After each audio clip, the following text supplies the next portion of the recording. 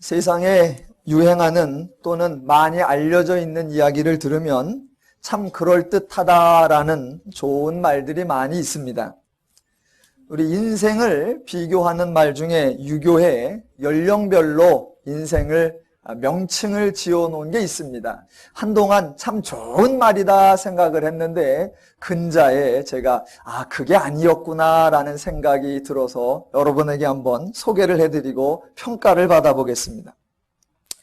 유교에서 20세를 다른 말로 약관이라고 합니다. 약관이라는 말은 관례를 치러서 성인으로 인정한다라는 표현이 약관입니다.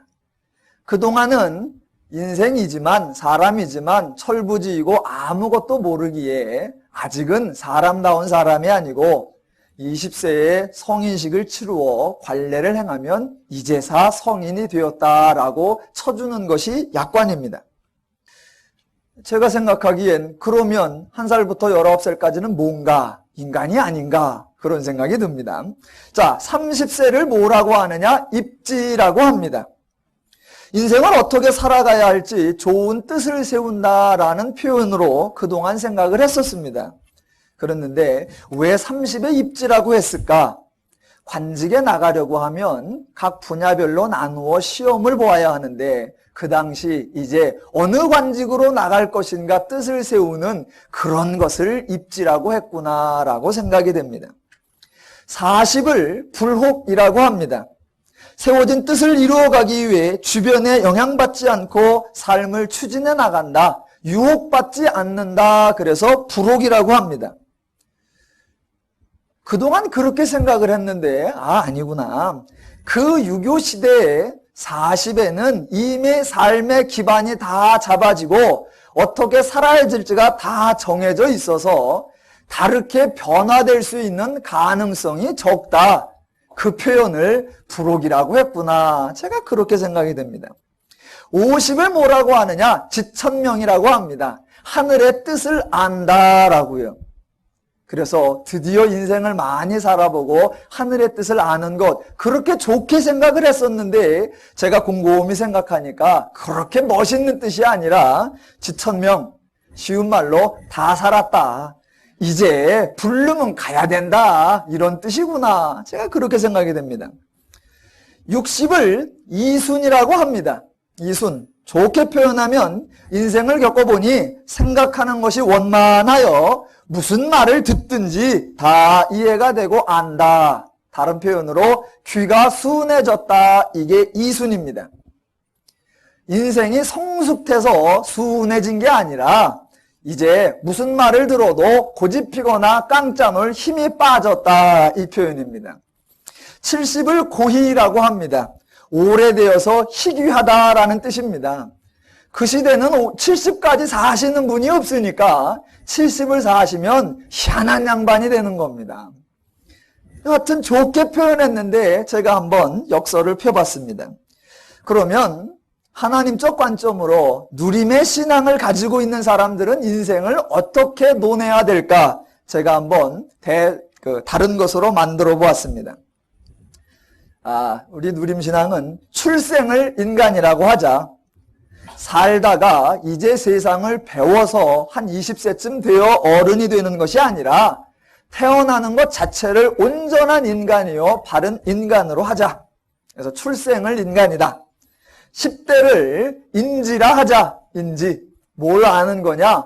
성경을 통해 하나님을 알고 인생이 무엇인지를 아는 것. 그걸 언제 해야 된다? 10대에 끝내버려야 된다는 겁니다. 분명히 어른들은 그렇게 생각하실 것입니다. 그게 안다고 되는 거냐? 세상을 살아봐야 알지. 맞는 말입니다만 살아보고 배우면 언제나 늦습니다. 그러니까 그 해당하는 나이가 되기 이전에 성경을 통해 미리 다 배우고 알고 살아야 합니다. 그래서 성경을 통해 10대의 인생을 알아야 한다. 저는 그리고 20대를 불혹이라고 표현하고 싶습니다. 20대가 왜 불혹이냐? 성경을 알고 보니까 세상에 뭐 별로 좋은 게 없더라 라는 걸 알아서 세상에 무엇인가를 추구하러 가고 죄의 어떤 욕망에 빠지는 그런 유혹에 넘어가지 않아야 되는 것, 그게 이미 언제 가능해야 된다? 20대 때예요. 20대 때의 부록. 그 다음 30을 지천명, 저는 50이 아니라 30을 지천명이라고 해야 된다. 부르면 가는 게 아니라 그렇게 하나님도 알고 세상에 별로 나을 것이 없다라는 걸 알고 인생 사는 것을 알았으면 적어도 30부터는 인생을 하나님의 원리로 누릴 줄 알아야 된다. 그래서 30을 지천명이라고 하자. 40은 유교에서 말하는 이순을 저는 누림신앙에서 40을 이순이라고 하자라고 생각합니다. 이순이라는 말이 정말 재미난 표현입니다. 귀가 순해진다. 성도는 40쯤 되면 귀가 순해져야 됩니다. 세상이 뻔히 보이고 죄인들의 속셈이 뻔히 보여야 합니다. 그래서 나의 반응도 달라져야 합니다. 누군가 나를 음해하고 누군가 나를 모함하고 누군가 나에게 상당히 불편한 말을 할지라도 그 말을 들을 때에 40쯤 되었으면 귀가 순해져서 그럴 수도 있지라고 웃어넘길 수 있는 그런 신앙의 성숙이 나와야 하고, 반대로 누가 나를 칭찬하고 나를 비행기 띄워주어도 그거에 좋다고 희희낙낙거릴 것이 아니라 저 사람이 뭔가 필요한 게 있나 보다라고 그 뒤를 봐줄 수 있는 그 넉넉함, 그게 바로 귀가 순해지는 건데, 적어도 성도는 40쯤부터 30의 자신의 삶을 누릴 줄 알고 40의 다른 사람의 삶을 배려해 줄 줄 아는 그 정도는 나와야 되지 않는가라고 합니다. 그 다음에 그런 성도의 삶이 50쯤 되었을 때 저는 50을 고희라고 하자. 30에 이미 하나님 은혜를 누리고 40에 다른 사람을 배려할 줄 아는 그런 사람이 50쯤 살면 죄인된 세상에 그런 사람은 희귀한 사람입니다. 죄된 세상에 세상 사람이 감당할 수 없는 사람, 그러니까 성도는 50쯤 되면 참으로 복이 드문, 참 하나님을 알고 인생을 알고 세상을 바로 살 줄 아는 복이 드문 사람이 되어야겠다.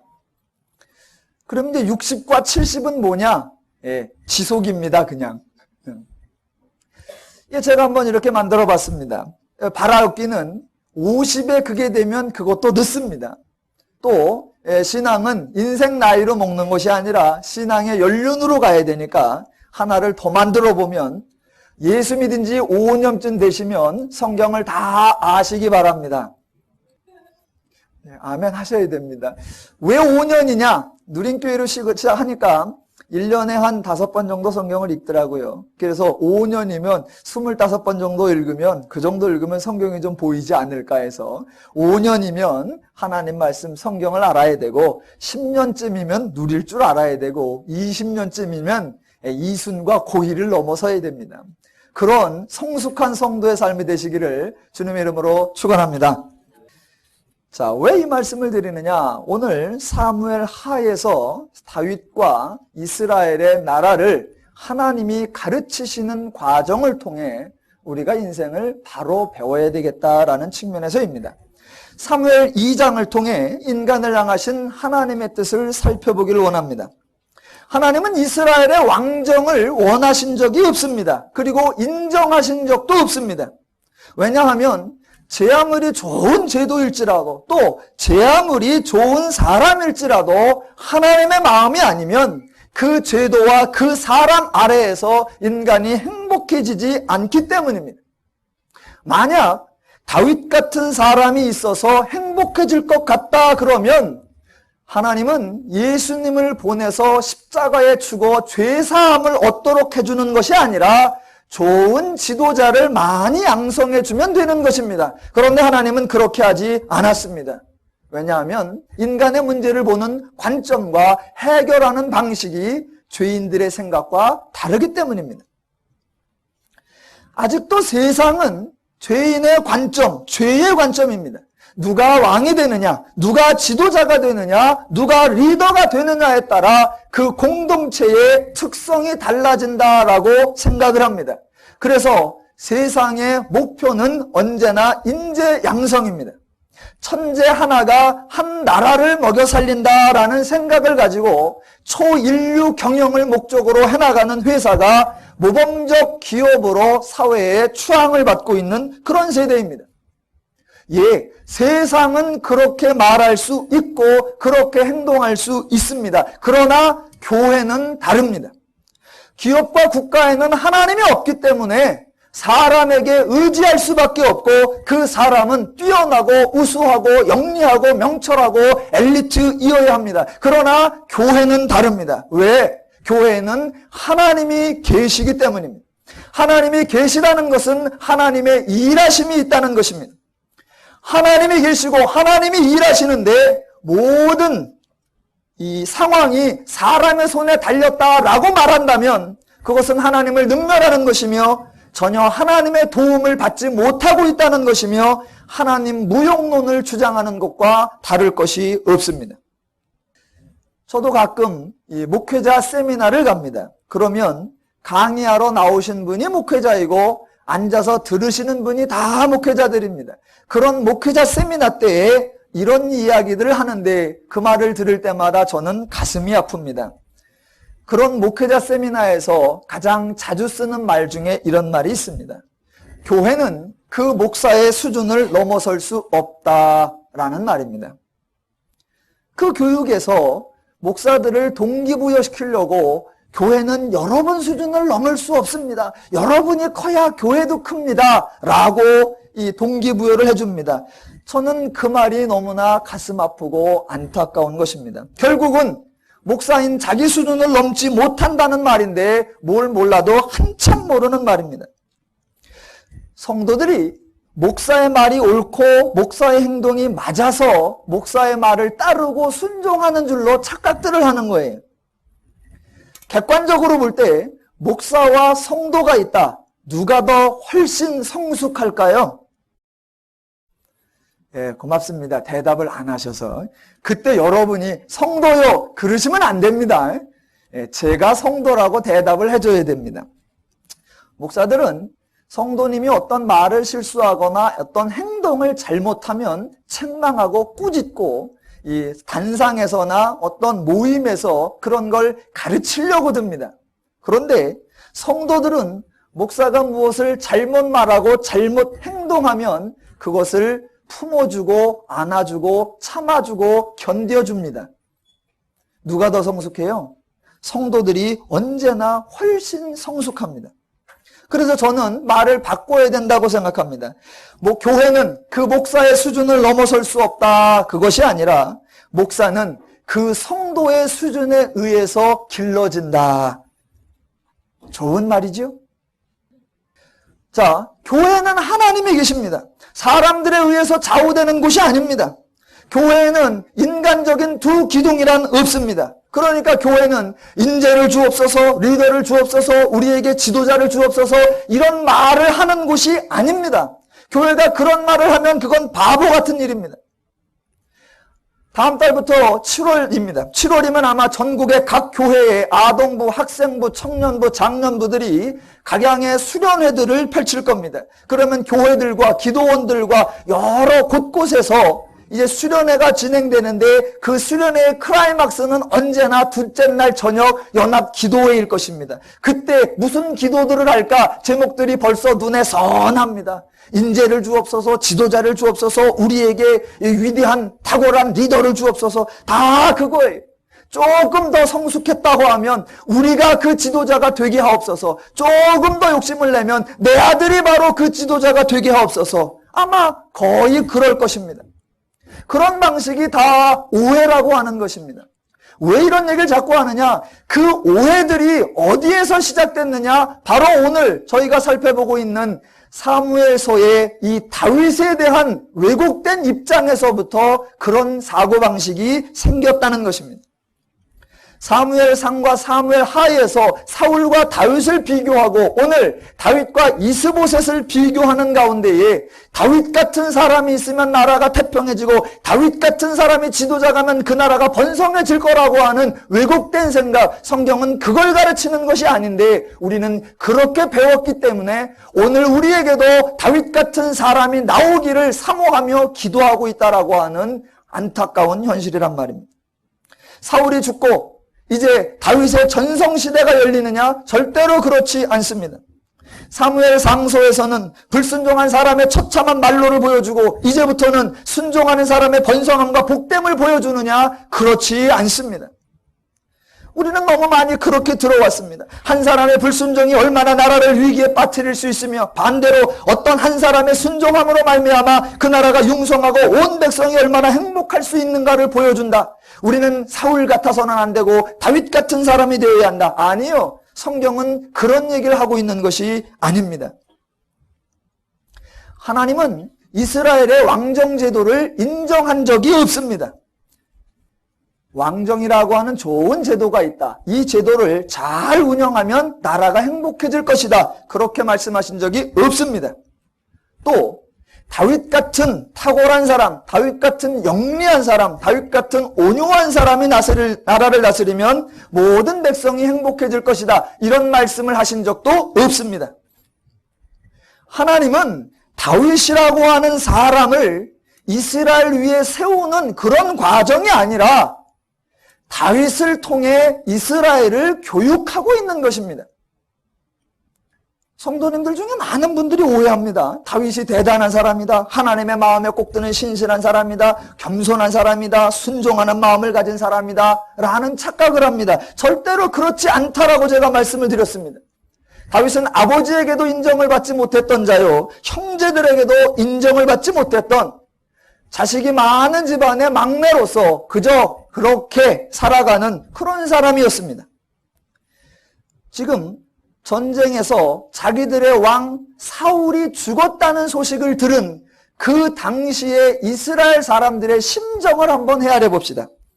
자, 이스라엘 사람들이 하나님에게 우리나라를 안정시키기 위하여 왕정이 있어야 되겠습니다. 왕을 요구했고 그들의 보기에 정말 왕 같은 환상 속에 딱 들어맞는 사람이 사울이었습니다. 그런데 그 사울에 대한 환상, 왕에 대한 환상이 완전히 깨어졌습니다.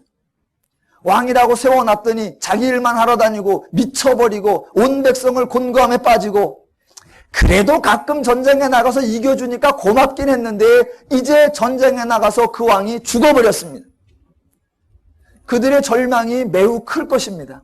그런데 사울 왕이 죽었다는 것보다 더 큰 절망, 더 큰 낙담이 더 암울한 현실이 뭐냐 하면 이제는 다윗이라고 하는 사람이 왕이 될 것이라고 하는 다윗이라고 하는 사람이 왕으로 기름 부음을 받아 놓았다는 사실, 그것이 더 참담한 현실이라는 겁니다.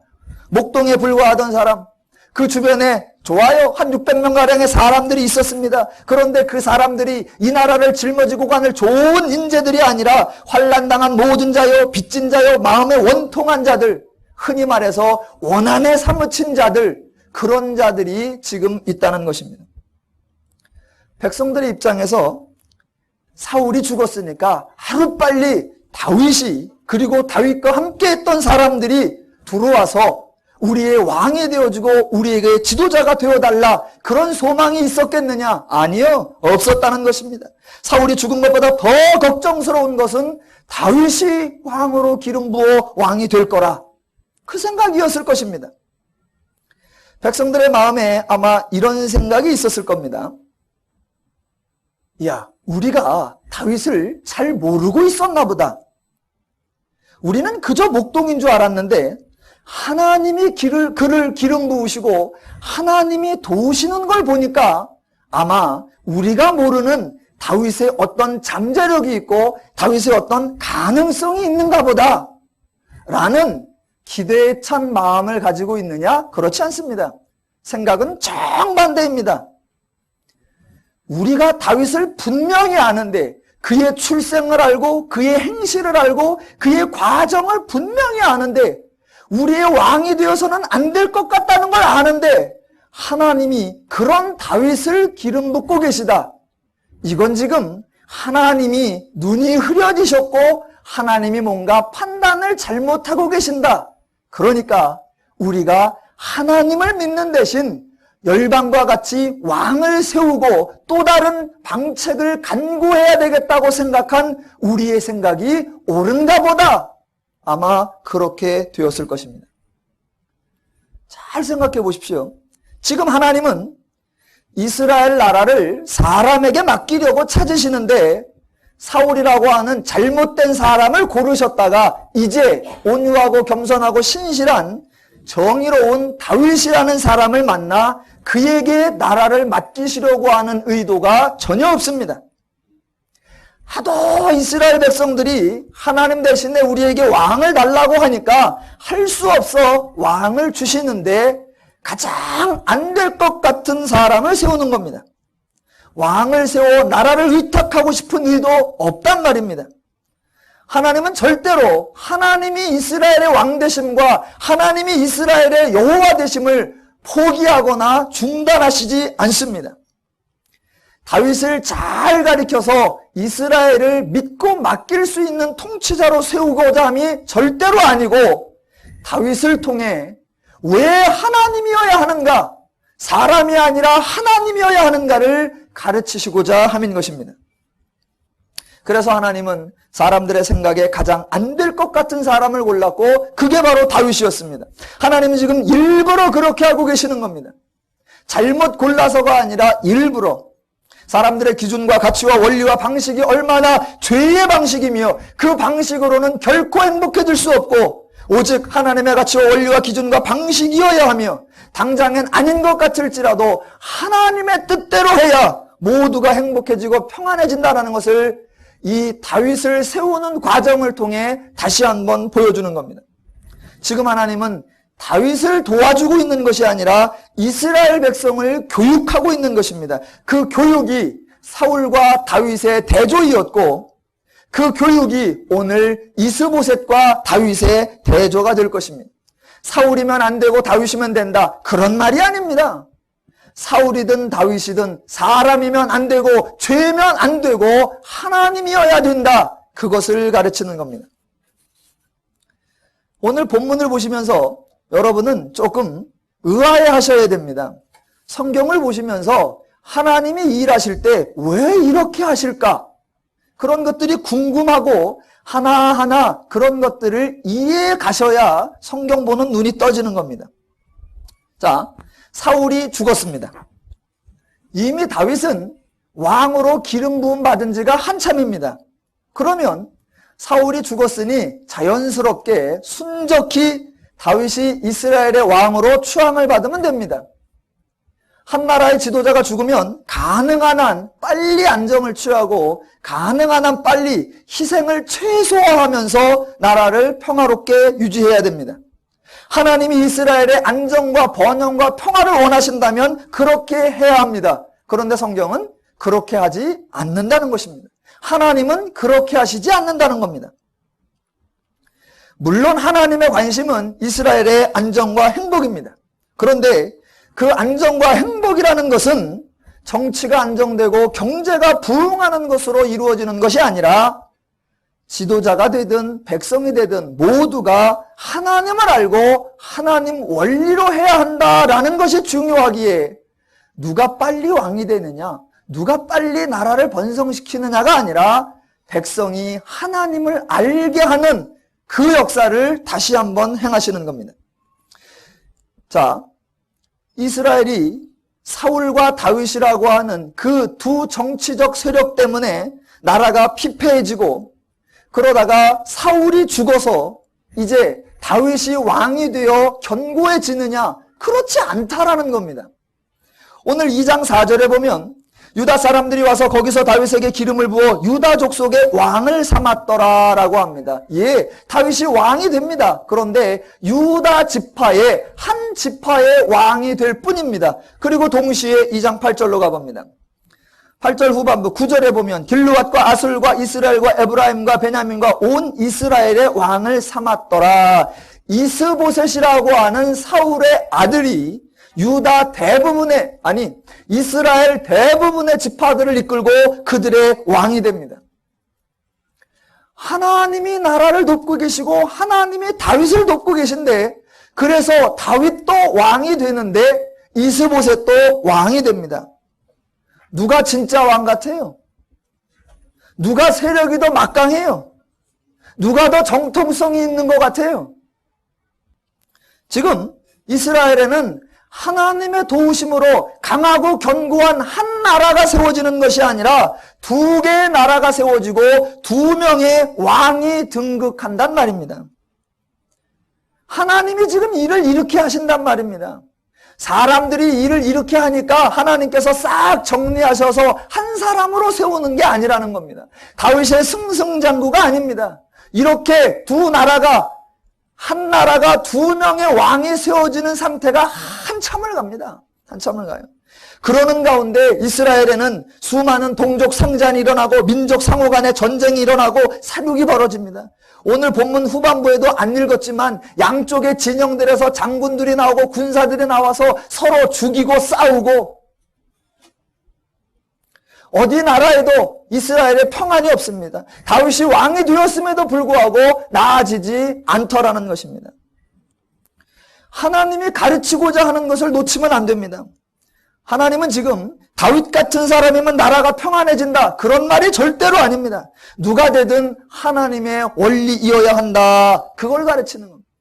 다윗 같은 지도자를 주옵소서, 솔로몬 같은 지혜와 총명을 가진 자를 주옵소서, 이렇게 기도할 것이 절대로 아니란 말입니다. 하나님이어야 한다, 하나님이어야 한다, 하나님을 알게 하시고 하나님의 원리대로 하게 하시고 하나님의 방식대로 하게 해달라고, 그렇게 기도가 나와야 정상입니다. 자, 지금 이스라엘에 두 개의 왕국이 세워지고 두 왕이 세워지고 두 세력 간에 엄청난 싸움이 발생합니다. 하나님이 지금 이 과정을 이끌어 가십니다. 그러면서 우리에게 가르치고자 하는 내용이 있습니다. 자, 두 나라 중에 우리는 자꾸 그런 생각이 듭니다. 두 나라 중에 그러면 어떤 나라가 살아남을 것이냐? 두 나라 중에 어떤 나라가 번성할 것이냐? 우린 이렇게 생각을 합니다. 자, 다윗이 인도하는 나라가 번성할 것이냐, 이스라엘이 인도하는 나라가, 이스보셋이 인도하는 나라가 번성할 것이냐. 성경은 그런 얘기를 하는 게 아닙니다. 한 지파를 데리고 있는 왕국이 번성할 것이냐, 10지파를 데리고 있는 왕국이 번성할 것이냐. 아니에요. 성경은 그런 얘기를 하나도 안 합니다. 성경이 두 나라를 비교하는데 두 가지를 비교해 줍니다. 그러면서 두 왕국이 있지만 그 두 왕국은 우리가 생각하는 그런 두 왕국이 아니라 전혀 다른 의미다라는 겁니다. 자, 성경이 두 왕국을 비교하는 게 그 왕국이 어떻게 세워지느냐라는 거하고 그 왕국이 어디에 세워지느냐라는 그것을 비교해 줍니다. 하나 보겠습니다. 두 왕국이 어떤 원리로 세워져서 어떻게 운영되느냐. 2장 1절로 갑니다. 그 후에 다윗이 여호와께 물어가로되 내가 유다 한 성읍으로 올라가리이까? 여호와께서 가라사대 올라가라. 다윗이 가로되 어디로 가리이까? 가라사대 헤브론으로 갈지니라. 그래서 그 결과 2장 4절에 다윗에게 기름을 부어 유다 족속의 왕을 삼았더라. 요게 한 방식입니다. 또 하나는 아까 보았던 2장 8절입니다. 사울의 군장 네레의 아들 아브넬이 이미 사울의 아들 이스보셋을 데리고 마하나임으로 건너가서 길르앗과 아술과 이스라엘과 에브라임과 베냐민과 온 이스라엘의 왕을 삼았더라. 여러분, 두 왕국이 세워지는 근본 차이점이 보이십니까? 성경이 말하려고 하는 것이 보여야 됩니다. 자, 한쪽은 하나님을 인정하고 하나님의 뜻을 구한다는 겁니다. 하나님, 내가 유다 한 성으로 올라가리이까? 하나님, 어디로 가리이까? 그 나라의 세워짐과 그 나라의 진행됨을 하나님께 의뢰하고 간다는 것이고, 또 다른 한쪽은 자신들의 생각에 옳다는 대로, 자기들의 생각에 맞는 대로 행한다는 것입니다. 즉, 다윗의 무리에게는 하나님에 대한 인식이 있고 이스보셋의 무리에게는 하나님에 대한 인식이 없다는 것입니다. 한쪽은 하나님에게 묻고 하나님의 뜻대로 세워져 가는 나라고, 한쪽은 하나님과 무관하게 자기들에게 옳은 대로 해간다. 이것은 단순히 나라가 세워지는 원리가 아니라 앞으로 그 나라가 통치될 방식까지도 예상하게 합니다.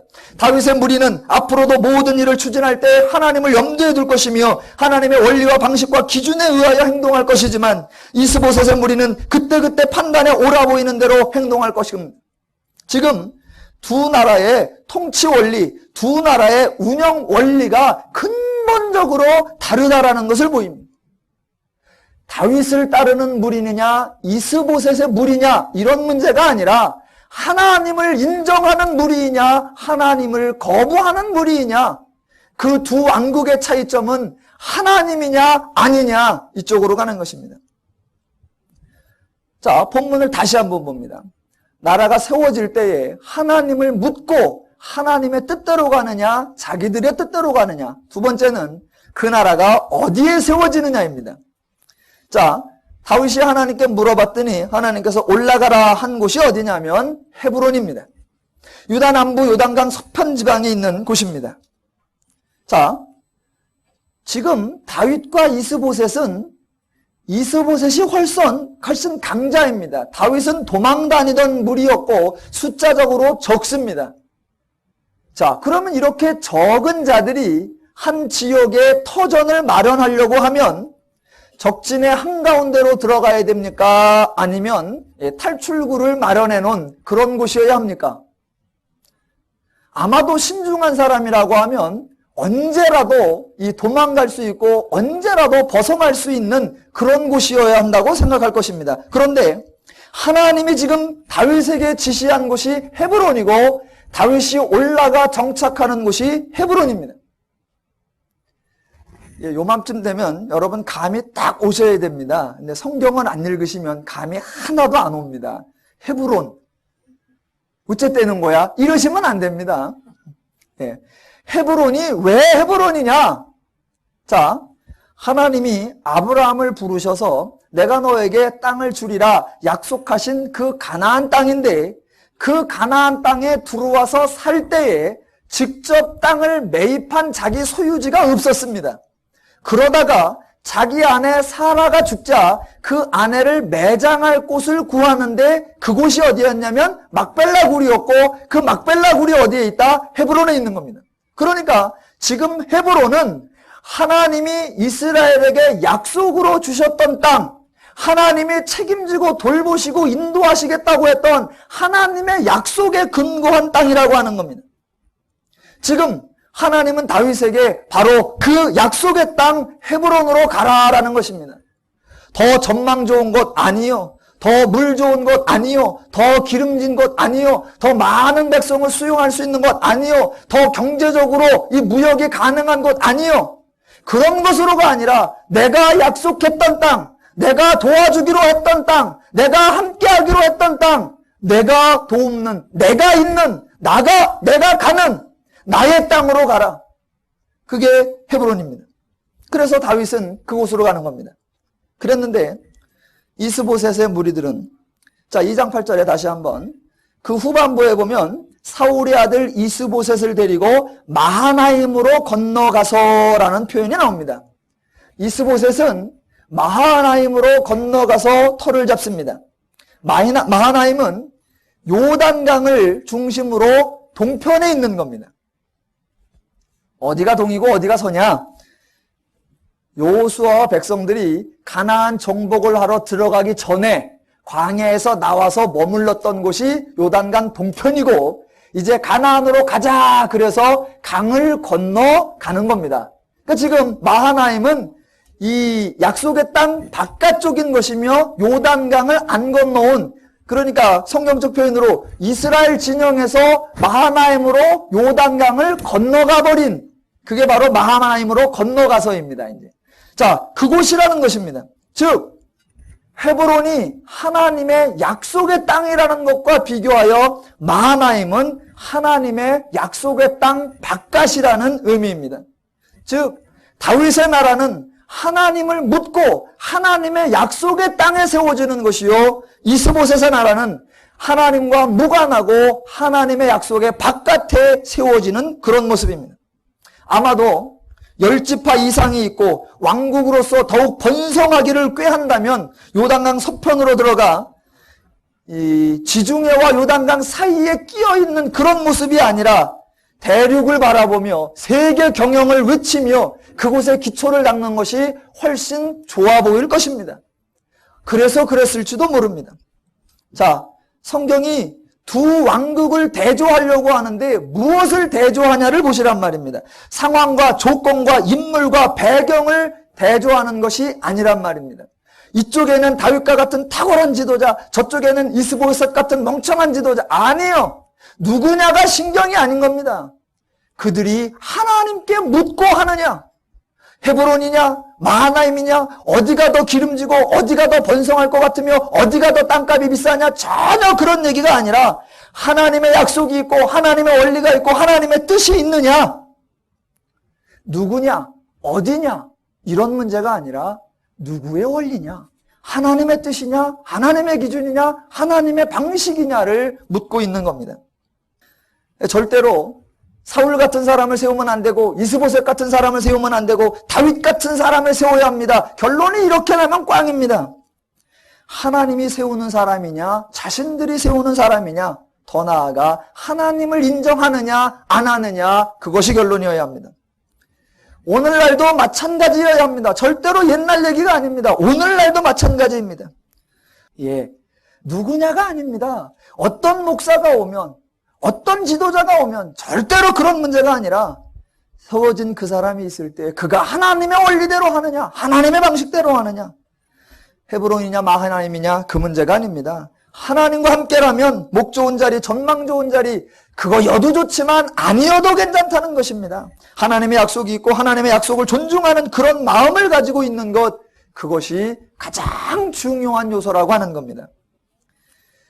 저희도 개척을 이곳에 했습니다. 목 좋은 곳이라고 사람들이 얘기를 합니다. 제가 엊그제 장난스럽게 말씀드렸는데 우리 교회 차량 운행 안 하냐? 저희네 교회는 째째하게 버스 운행 그런 거 안 합니다. 제가 아예 지하철 운행을 해버릴 테니까 조금만 기다리십시오.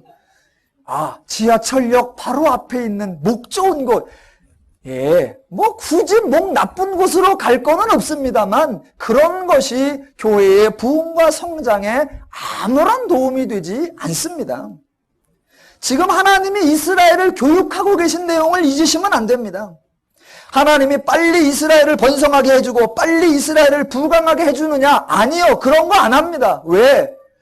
부강하느냐 번성하느냐 그게 중요한 것이 아니라 어떤 상황에서라도 하나님의 마음, 하나님의 뜻, 하나님의 원리를 가지고 그 주어진 상황을 기뻐하며 즐거워하며 함께 누릴 수 있느냐, 이게 훨씬 중요한 것이기 때문입니다. 저는 교회도 마찬가지라고 보는 겁니다. 자, 교회가 조금 빨리 부흥을 했다고 칩시다. 여러분, 교회가 조금 빨리 부흥하면 그 다음에 무슨 일이 일어날까? 그냥 목회의 ABC입니다. 그냥 확 다 보여요. 교회가 조금 숫자가 늘었다. 그 다음에 무슨 일이 일어난다? 감투 싸움이 그 다음에 당연히 따라 나옵니다. 이제 당연히 따라 나와요. 숫자가 좀 모였으니까 이제부터 직분자를 세워야 되잖아요. 그러면 이제부터는 누가 안수집사가 될 건가, 누가 장로가 될 건가, 다 세울 수는 없고 그 중에 누가 공로가 많고 누구는 연조가 딸리고 누구는 뭘 안 하고 기네 아니네 하네 안 해네, 그래서 금세 몬집사파 생기고, 목사는 또 세우고 싶은데 성도들이 반대하고, 성도는 되고 싶은데 목사가 반대하고, 교회 빨리 커서 뭐 하게요? 교회가 부흥하느냐 크느냐 문제가 아닙니다. 많든 적든 온 성도들이 하나님의 원리를 가지고 받은 바 은혜와 기쁨을 향유하며 살 수 있는가? 그게 하나님에게 중요한 겁니다. 왜? 그래야 우리가 행복하니까. 우리는 그건 나중이에요. 일단 키우면 그 문제 당연히 나옵니다. 당연히 나와요. 그 다음, 교회가 조금 부흥했다고 칩시다. 그래서 이제 처음에는 뭐 빚 갚느라고 월세 내느라고 막 아둥바둥하다가 이제 교회가 조금 여유가 생깁니다. 여유가 생겼다. 경제적으로 빚도 갚고 이제 적금도 들어가고 뭣도 좀 남는다. 그 다음에 생기는 문제 그냥 APC예요. 그냥 APC예요. 안 보이십니까? 교회의 재정이 플러스가 되는 순간 그 돈 쓰기 경쟁이 벌어집니다. 목사는 그 눈 먹은 돈이니까 어떻게든 이런저런 명분을 붙여서 다 빼가려고 애를 쓰고, 성도는 어떻게든 공짜 돈 써보려고 다 하고, 아유, 한두 번 봤어요? 못 보셨어요? 제가 보여드릴까요? 그게 보여야 됩니다. 그게 보여야 돼요. 하나님은 교회 부흥시켜라, 교회 빨리 성장시켜라, 그걸 요구하는 것이 아니라 너희가 하나님을 알아, 하나님의 원리로 서로 기뻐하며 즐거워하며 살아라. 이게 먼저거든요. 그래서 성경은 이스라엘을 빨리 부흥시키고 빨리 번영시키고 빨리 안정시키고 그게 아니에요. 두 왕국이 숙에 드는 겁니다. 두 왕국이 그저 서로 싸우고 하게 두는 거예요. 그 가운데서 하나님을 가르치는 겁니다. 하나님이어야 한다. 다윗이어야 한다가 아닙니다. 다윗 때문에 나라가 태평해지는 게 아니란 말입니다. 다윗이 들어올지라도 나라끼리 얼마나 싸우는데 하나님이어야 한다. 그래야 너희들 가운데 평안이 누려지고 행복이 누려지고 자유가 누려진다. 성경은 지금 두 나라에 되어져 가는 걸 보면서 하나님이어야 한다는 것. 너희가 배워야 할 것은 하나님이다. 너희에게 시급한 것은 나라의 안정이 아니고 국가의 번영이 아니고 하나님을 아는 거다. 안타깝게는 오늘날 많은 교회들이 이걸 놓친다고 생각을 합니다. 이걸 놓친다고 생각해요. 누린교회도 그런 실수를 반복하면 안 됩니다. 저와 여러분은 하나님을 아셔야 합니다. 그래서 하나님을 아셔서 서로 상호간에 세워주고 격려하며 인정해주고 축하해주고 부족하면 끌어안아주고 감싸주고 감당해주고, 교회가 어려우면 함께 짐을 집시다 그래가고, 교회가 좀 넉넉하면 함께 향유합시다 그래가고. 지금 하나님은 다윗을 어떻게 세워가시나 그런 것을 하는 게 아니라 다윗이든 이스보셋이든 하나님이어야 하는 거다라는 걸 보여주고 있습니다. 그래서 하나님은, 오늘 제목이 두 왕국은 없다입니다. 혹자들은 이렇게 생각합니다. 이스보셋의 왕국이면 안 되고 다윗 왕국이어야 된다. 아니요. 성경은 다윗 왕국이라고 말하는 적이 없습니다. 이스보셋의 왕국도 아니고 다윗의 왕국도 아니고 하나님은 지금 하나님 나라를 키워가고 있는 겁니다. 하나님의 백성들을 길러가고 있는 겁니다. 하나님은 처음부터 어떤 나라나 어떤 민족을 세운 것이 아니라 하나님의 백성의 신앙 공동체를 세우셨고, 지금도 하나님의 신앙 공동체를 교육하고 계신 것이고, 그 후에도 이스라엘이라고 하는 신앙 공동체로 회복하고, 오늘날도 저와 여러분을 하나님의 신앙 공동체로 양육하고 계시는 것입니다. 예, 결론입니다. 우리가 성경에서 배워야 하는 것은 인생의 원리, 사람의 원리, 어떤 영웅의 원리가 아니라 하나님을 배우는 것입니다. 사람은 배울 것이 없습니다. 다윗이 어떻게 하나님께 순종하고, 다윗이 어떻게 하나님의 뜻대로 하여 번성하고, 다윗이 어떻게 형통함을 이루었는가, 다윗이 그래서 우리도 다윗처럼 하자, 우리도 다윗처럼 하자, 배울 게 하나도 없습니다. 그런 가르침은 성경에 나오는 다윗의 가르침이나 오늘날 기업 총수의 가르침이나 똑같습니다. 성경은 우리에게 그런 인간의 원리를 가르쳐주는 것이 아니라 하나님을 가르쳐주고 하나님의 원리를 가르쳐 주십니다. 두 백성, 두 영웅, 두 기둥, 인간들 가운데 그런 것이 없었고, 다윗의 나라, 이스보셋의 나라라고 하는 두 왕국도 없습니다. 하나님은 그런 것을 세우는 것이 아니라 이 모든 과정을 통해 하나님을 알고 하나님을 배워 늘상 삶 가운데 하나님의 은혜를 누리며 살라고 권고하고 계십니다. 하나님을 알아 하나님 때문에 행복하고 즐겁고 신나는 멋진 인생 되시기를 주님의 이름으로 축원합니다.